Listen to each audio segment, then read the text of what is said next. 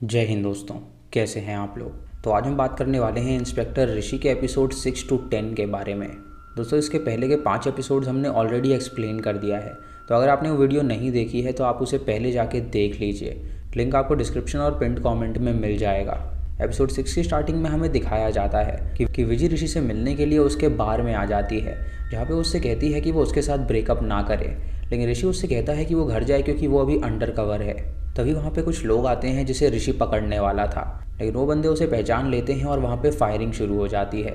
ऋषि ये देखकर बहुत घबरा जाती है और उस फायरिंग के बीच आ जाती है, जिससे उसे एक गोली लग जाती है और एक गोली ऋषि की आंख में भी जाके लगती है, जिससे कि वो बेहोश हो जाता है और विजय की मौत हो जाती है। यानी कि दोस्तों इसी घटना की वजह से विजय की जान गई थी और उसकी एक आंख भी ऐसे ही गई थी। फिर कहानी प्रेजेंट में आती है, जहाँ चित्रा अपनी दोस्त हीरा से मिलती है, जो कि बहुत सालों बाद उससे मिली थी, और उसे देखकर वो बहुत खुश होती है और उसे अपने घर में ले आती है।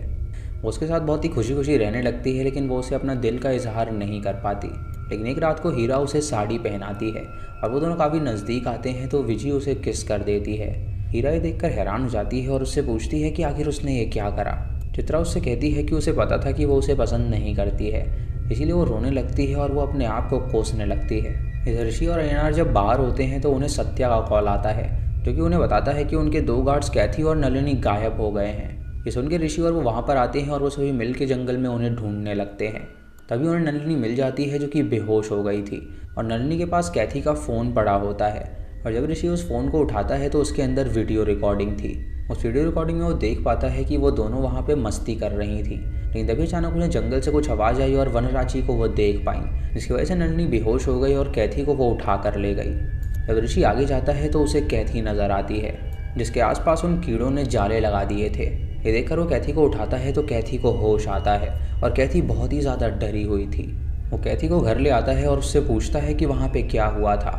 तो कैथी उसे बताती है कि दरअसल उसे कोई चीज़ खींच के अपने साथ ले गई थी और वहाँ पे इतना अंधेरा था कि उसे कुछ भी नज़र नहीं आया। कैथी उससे ये भी कहती है कि उसे पता है कि वो उस पर विश्वास नहीं करेगा, लेकिन वो भी तो किसी न किसी की आत्मा को देखता ही है। क्योंकि उस दिन जब लेक के सामने वो उसकी बॉडी से जोक हटा रही थी, तो वो लेक के सामने देखकर डर गया था, मानो कि उसने कोई चीज़ देखी हो। ये सुनकर ऋषि उसे अपनी कहानी बताता है और उसे कहता है कि विजय उसकी फियांसे थी और उन दोनों में बहुत ज़्यादा प्यार था। लेकिन कुछ साल बाद विजय बहुत ज़्यादा इनसिक्योर होने लगी थी और उसके बिहेवियर में काफ़ी चेंज आ गया था। जब भी कोई लड़की उससे बात करती थी वो बहुत ज़्यादा जलती थी, जिसकी वजह से उन दोनों की हमेशा लड़ाइयाँ हुआ करती थी। विजय उसके पीछे इतना पागल थी कि उसने अपनी नस भी काट ली थी, इसीलिए उसने विजय को माफ़ कर दिया था और उसने फैसला किया था कि वो कैसी भी है वो उसके साथ ही रहेगा। एक दिन जब वो अंडरकवर जॉब कर रहा था तो विजय उसके पास ही आ गई और वहाँ पे उसे गोली लग गई, जिसकी वजह से उसकी मौत हो गई। और इस सदमे के बाद वो बहुत ही मुश्किल से ट्रीट हो पाया, लेकिन वो हर जगह विजय को हेलुसिनेट कर रहा है। कहती उसकी ये कहानी सुन के रोने लगती है। इधर एक गांव के घर में एक लड़की गायब हो जाती है और जब वो उसकी माँ रात को उठती है तो वो लड़की उसे नज़र नहीं आती। जब वो बाहर जाती है तो वो अपनी लड़की को खड़ा हुआ पाती है और ठीक उसके पीछे वो वनराजी को देख पाती है, जो कि उसे पोजेस कर लेती है। और ये देखकर वो औरत बेहोश हो जाती है और इसी के साथ ये एपिसोड खत्म होता है। 7वें एपिसोड की शुरुआत में वो लेडी एक तांत्रिक को बुलाती है उसकी बेटी से वो भूत हटाने के लिए, और जब वो तांत्रिक वहाँ पर आता है तो वो कुछ मंत्र पढ़ने लगता है। वो एक रिचुअल करता है और हम देख पाते हैं कि उस लड़की के अंदर सच में वनराची है। और जब गांव वालों को ये बात पता चलती है तो गांव वाले वहाँ पर आ जाते हैं, जो कि उस लड़की को बंदी बना लेते हैं और वो उसे जान से मारने वाले थे, क्योंकि उनका मानना था कि अगर उसकी बेटी पे वनराची आई है तो वो सबको मार डालेगी। जब मुखिया को ये बात पता चलती है तो मुखिया वहाँ पे आके उस लड़की को छुड़ा देता है और उसे कहता है कि इसके ऊपर कोई भी वनराची नहीं है। अगली सुबह हीरा चित्रा के रूम में आती है, जहाँ वो उससे कहती है कि दरअसल वो भी एक लेस्बियन है और वो उसे पसंद करती है, लेकिन सोसाइटी के कारण वो एक्सेप्ट नहीं कर पाती। वो नहीं जानती कि उसके माता पिता को जब पता चलेगा तो वो क्या करेंगे, लेकिन वो उससे प्यार करती है और उसके साथ वो जीवन बसाना चाहती है। ये सुनकर चित्रा खुश हो जाती है और वो दोनों रिलेशनशिप में आ जाते हैं और हर दिन वो दोनों एक दूसरे से बातें करने लगते हैं। अय्यनार जब ये देखता है तो चित्रा के लिए काफ़ी खुश होता है, लेकिन उसे ये बात पता नहीं थी कि चित्रा एक लड़की से बात कर रही है। उसे लग रहा था कि वो कोई लड़का है और जब वो चित्रा से पूछता है तो चित्रा उसे कोई जवाब नहीं देती और वहाँ से चली जाती है। उसके बाद मुखिया और उसकी बीवी एक वकील को लेकर पुलिस स्टेशन आते हैं, जहाँ वो अपनी बेटी मंगाई को छुड़ाने के लिए आए थे। मंगाई के खिलाफ कोई भी सबूत नहीं होता, इसीलिए पुलिस उसे छोड़ देती है और ऋषि देखता है कि मंगाई अभी भी अपने माता पिता से नाराज़ है और उनसे बात नहीं कर रही। उसके बाद ऋषि उन सभी लोगों की फ़ोटोज़ को एक टेबल पे रखता है और चित्रा और अय्यनार से कहता है कि इन सब में ज़रूर कुछ ना कुछ कॉमन है, तो वो देखकर पता लगाएं कि आखिर वो क्या चीज़ हो सकती है।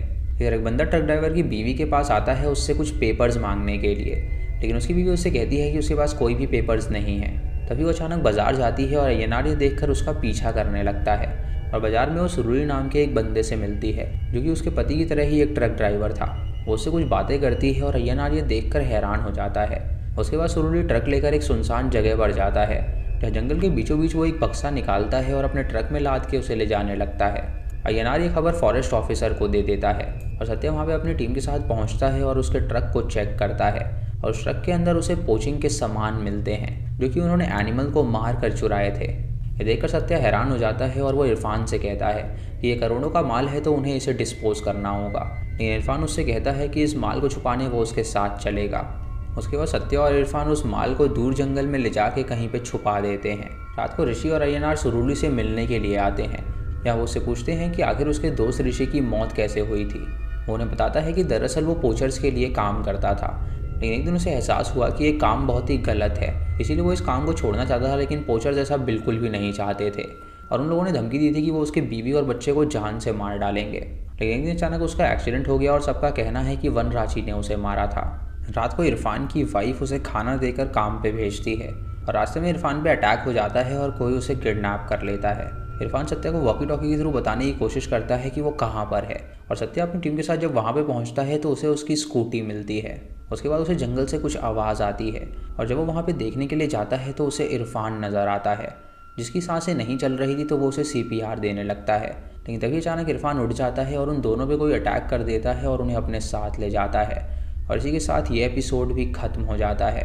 8th एपिसोड की शुरुआत में सत्या का पिता ऑफिस आता है जहाँ वो ऑफिसर से पूछता है कि उसका बेटा कहाँ है, लेकिन DFO ऑफिसर उसे बताती है कि वो उसके बेटे को ढूंढने के लिए जा रहे हैं। वहाँ पर इरफान की फैमिली भी होती है जो कि बहुत ज़्यादा चिंतित थी क्योंकि वो दोनों साथ ही में गायब हुए थे।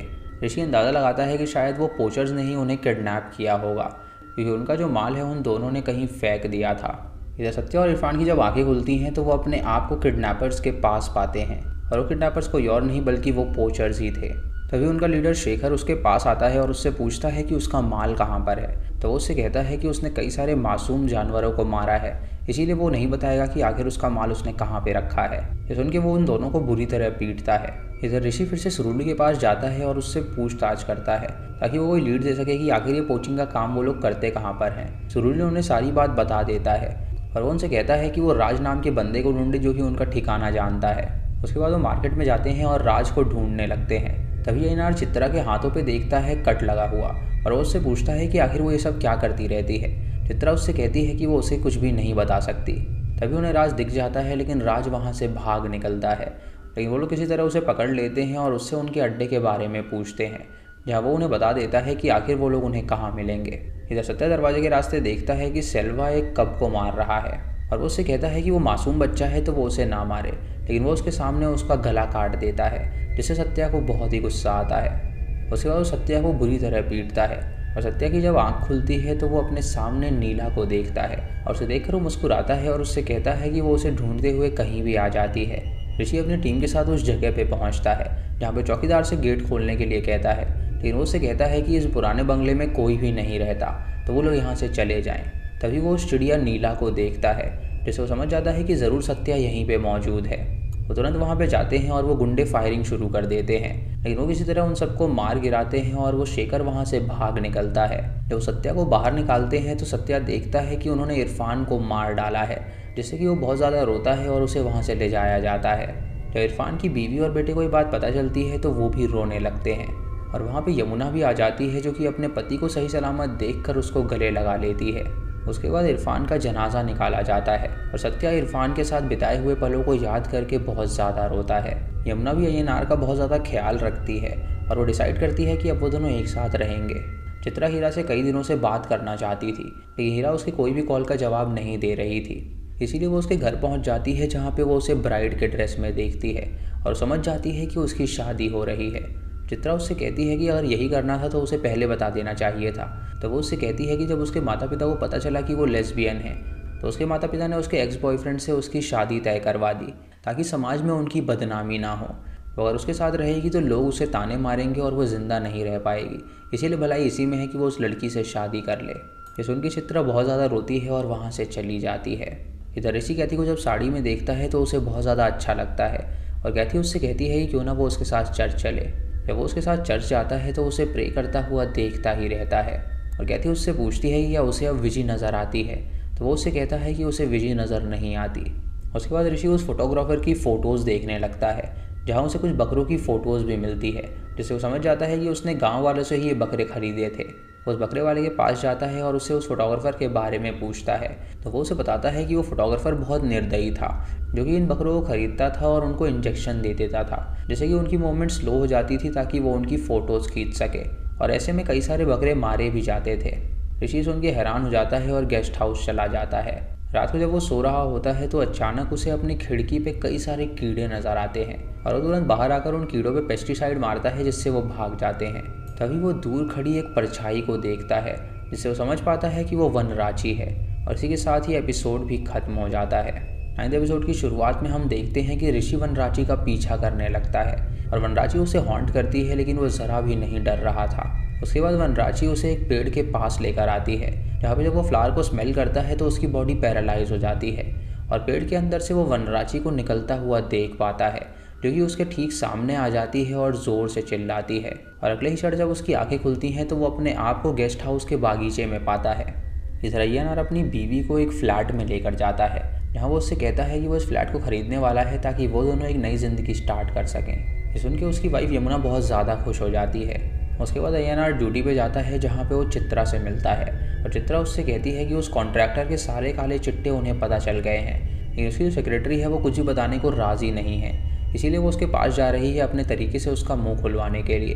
चित्रा उसके पास जाती है और वो उसे सेड्यूस करने लगती है और अय्यनार जब ये देखता है तो वो बहुत ज़्यादा हैरान हो जाता है। वो ये बात समझ गया था कि दरअसल वो लेस्बियन है, लेकिन वो उस बात को बिल्कुल भी डाइजेस्ट नहीं कर पा रहा था। चित्रा बाहर आके उसे बताती है कि अब उसे पता चल ही गया है कि वो कौन है, तो अय्यनार उससे कहता है कि वो उससे दूर रहे। तभी उसे एहसास होता है कि उसे ऐसा नहीं करना चाहिए, इसीलिए वो उसके पास जाता है और उससे माफ़ी मांगता है और उसे कहता है कि वो हमेशा उसका दोस्त रहेगा। उसके बाद वो ऋषि के पास जाते हैं और उन्हें वो इन्फॉर्मेशन के बारे में बताते हैं जहाँ चित्रा ने उस सेक्रेटरी से ये बात पता लगाई थी कि दरअसल कॉन्ट्रैक्टर एकाम्बरम ने गैर कानूनी काम किया था। उसने कई सारे पेड़ों को कटवाया था जिसकी वजह से जानवर वहाँ से भाग गए थे और शायद यही नुकसान करने की वजह से उसकी मौत हुई हो। ऋषि उनसे कहता है कि वो समझ गया कि इन सब की मौतें क्यों हो रही हैं। दरअसल इन सब ने अपने तरीके से नेचर का नुकसान किया है, इसीलिए कातिल इन्हें मार रहे हैं क्योंकि वो ज़रा भी नेचर का नुकसान नहीं चाहते। इधर शेखर एक गुफा में छुप के बैठा होता है और उसका मामा वहाँ पर आकर उसे खाना देता है और उसे कहता है कि वो जल्दी से यहाँ से निकल जाए वरना पुलिस यहाँ पर आकर उसे पकड़ सकती है। अगली सुबह पुलिस को शेखर की लाश पेड़ पर लटकी हुई मिलती है और उसकी लाश भी ठीक उसी पैटर्न में थी जैसे बाकी लाशें थी। ऋषि और सत्य जब वहाँ पे पहुँचते हैं तो उसे देखकर हैरान हो जाते हैं और वो जब उसके मामा से पूछताछ करते हैं कि उसे खाना देने के बाद जब वो वहाँ से जाने लगा था तो उसे कुछ आवाज़ आई थी और जब उसने पीछे मुड़ के देखा तो उसे वहाँ पे वनराची नज़र आई थी और वो वहाँ से भाग निकला था। ये सुन के ऋषि फैसला करता है कि वो उस गुफा में जाएगा ताकि उसे कुछ सबूत मिल सके और वो अय्यनार, चित्रा और सत्या के साथ वहाँ पे पहुँच जाता है तहकीकात करने के लिए। जब वो सभी आगे बढ़ते हैं तो अपने सामने पेड़ की रूट्स को देख पाते हैं जो कि बहुत ही विशाल पेड़ था और बहुत साल पुराना था।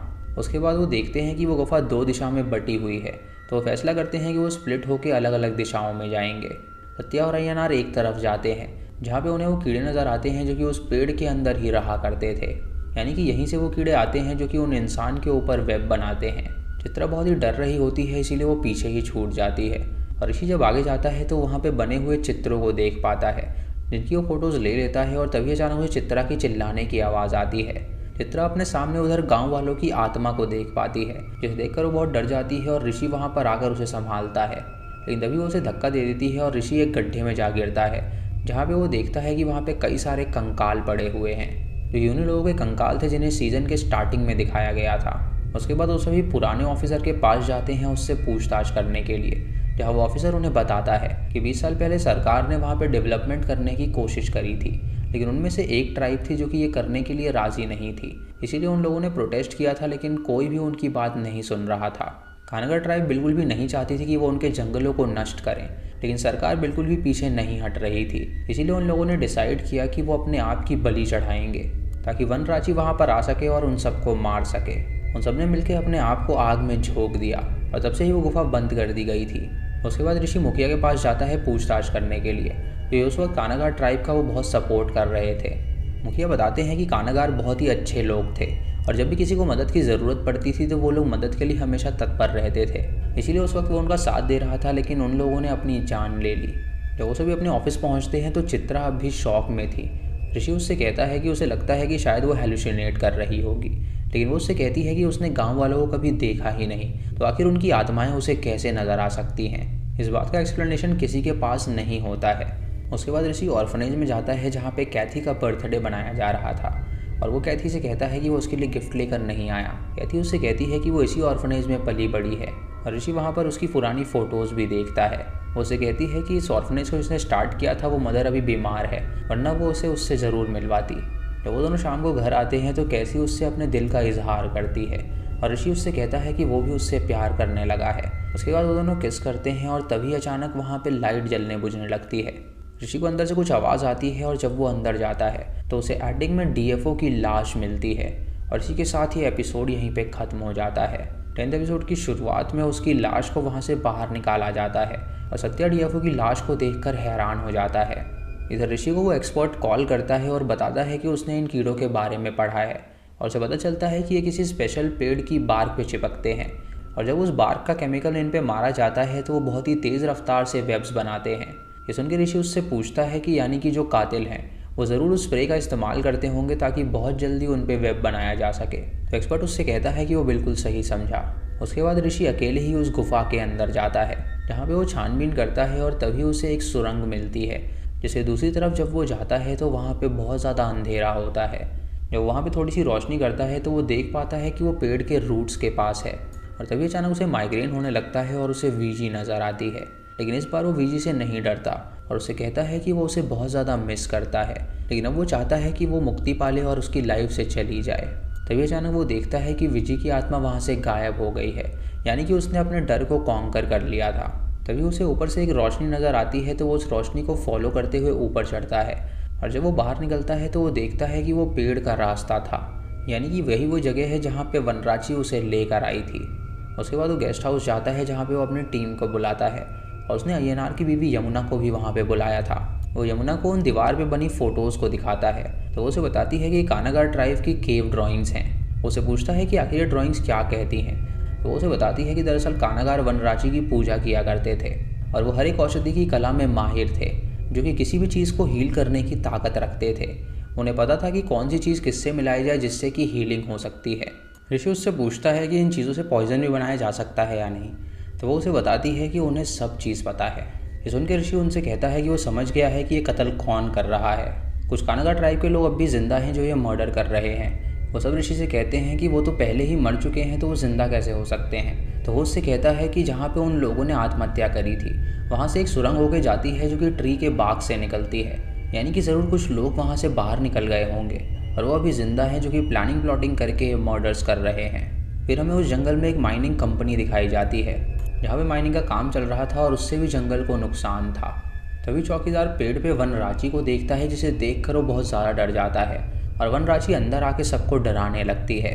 ऋषि वहाँ पे अपनी टीम के साथ पहुँचता है क्योंकि वो जानता था कि वो कातिल अब यहीं पे आएंगे सबको मारने के लिए। तभी वहाँ पे बम ब्लास्ट हो जाता है और मजदूर एक जगह पे फंस जाते हैं क्योंकि उनका प्लान था इन सभी मजदूरों को जान से मारने का।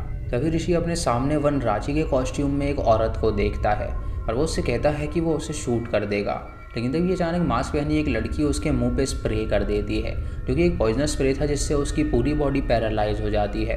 जब वो लड़की अपना मास्क हटाती है तो वो देखता है कि वो कोई और नहीं बल्कि कैथी है और तभी वहाँ पर दूसरा बंदा आता है जो कि अपना मास्क हटाता है और वो देखता है कि दरअसल वो सत्या है। तभी वहाँ पर वो पूरी मर्डरर्स की गैंग आती है और हमें दिखाया जाता है कि सत्या और कैथी के साथ 4 और लोग थे जो कि उस रात उस आत्महत्या में शामिल नहीं हुए थे, बल्कि वो वहाँ से भाग निकले थे और मुखिया ने उनकी जान बचाई थी और उनको ऑर्फनेज में भर्ती कर दिया था, लेकिन मंगाई को उसने गोद ले लिया था और ऑर्फनेज में रहते हुए सभी अडॉप्टेड हो गए थे। लेकिन सत्या ने एक बार एक ऑफिसर की जान बचाई थी जिसके बाद उस ऑफिसर ने उसे अडॉप्ट कर लिया था और कैथी उस ऑर्फनेज में अकेली रह गई थी। सत्या जब बड़ा हुआ तो उसे उसके पिता की जॉब मिल गई और उसने सुना कि एक नई डीएफओ आई है जो कि बहुत ही करप्टेड है और वो उस जंगल को काटने का प्लान कर रही है। इसीलिए वो अपने सारे दोस्तों के पास गया जो कि कानागार ट्राइब के थे और उन सब ने मिलकर प्लान बनाया और एक एक करके वो उन लोगों को मारने लगे जिन्होंने भी नेचर का नुकसान किया था। हमें ये भी दिखाया जाता है कि ऋषि ने भी ये बात पता लगा ली थी कि वही लोग कातिल हैं और वो वहाँ पर इसीलिए आया था क्योंकि उन्हें सत्या के घर में 2 सिलेंडर मिले थे जो कि पॉइजनस सिलेंडर थे और वो समझ गया था कि ज़रूर इन्हीं का इस्तेमाल करके वो उन लोगों को मार रहे हैं। उनकी गैंग में टोटल 6 लोग थे, सत्या और कैथी, अब्दुल जो कि वेटर का काम किया करता था, मंगई जो कि नाटक कर रही थी कि उसे कुछ नहीं पता है, और लड़की जो कि पोजेशन का नाटक कर रही थी ताकि गाँव वालों को लगे कि उस पर वनराची आई है, और वो इंजीनियर जो कि उस कॉन्ट्रैक्टर के नीचे काम करता था। ये 5 कानागार ट्राइब के ही बच्चे थे और इन सब ने मिलकर प्लान बनाया था उन सबको मारने के लिए। वो ऋषि के ऊपर भी वो कीड़ों को छोड़ देते हैं और वहाँ से चले जाते हैं।